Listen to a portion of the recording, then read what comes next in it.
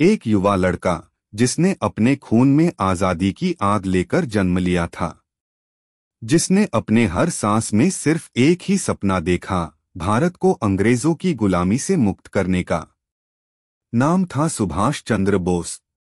एक ऐसा योद्धा जो अपने सिद्धांतों के लिए किसी से नहीं झुका, जिसने मौत को भी चुनौती दे दी।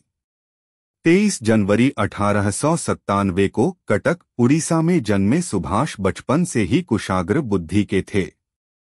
उनके पिता एक प्रतिष्ठित वकील थे, लेकिन सुभाष का मन अंग्रेजी हुकूमत की गुलामी से आजादी दिलाने में था। उनकी सोच बचपन में ही बगावती हो गई थी। एक दिन जब स्कूल में एक अंग्रेजी शिक्षक ने भारतीयों को गंदे लोग कहा, तो सुभाष का खून खौल उठा। उन्होंने उसी समय तय कर लिया, ये लड़ाई अब उनकी जिंदगी का मकसद होगी। ब्रिटिश शासन के सबसे प्रतिष्ठित परीक्षा ICS को पास करने के बावजूद उन्होंने अंग्रेजों की नौकरी करने से मना कर दिया। क्यों? क्योंकि उनका दिल भारत की आजादी के लिए धड़क रहा था। उन्होंने अपनी आत्मा को गुलामी में नहीं झोंकने दिया।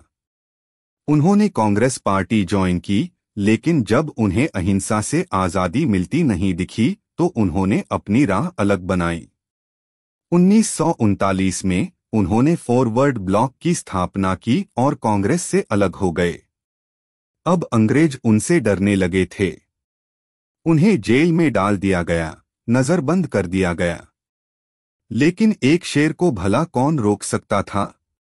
1941 में नजरबंदी से बचने के लिए उन्होंने पठान का भेष धारण किया और अपनी पहचान छुपाते हुए जर्मनी पहुंचे। वहां हिटलर से मुलाकात की और भारत की आजादी के लिए मदद मांगी। फिर वह जापान पहुंचे और वहां आजाद हिंद फौज बनाई।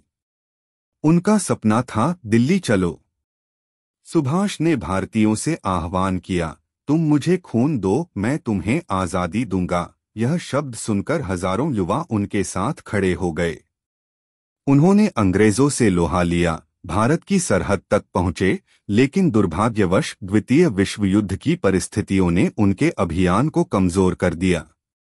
18 अगस्त 1945 ताइवान। खबर आई कि सुभाष चंद्र बोस का प्लेन क्रैश हो गया। लेकिन क्या सच में? कई लोग मानते हैं कि वो जीवित थे, लेकिन अंग्रेजों और अन्य शक्तियों ने साजिश के तहत उन्हें गायब कर दिया।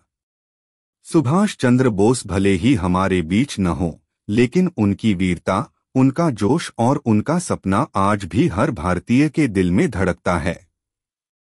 उन्होंने हमें सिखाया, आजादी की कीमत खून से चुकानी पड़ती है। अगर आपको यह कहानी प्रेरणादायक लगी तो इसे ज्यादा से ज्यादा लोगों तक पहुंचाएं। सुभाष चंद्र बोस का बलिदान हमें याद दिलाता है कि हम गुलाम नहीं, बल्कि वीरों की संतान हैं। जय हिंद।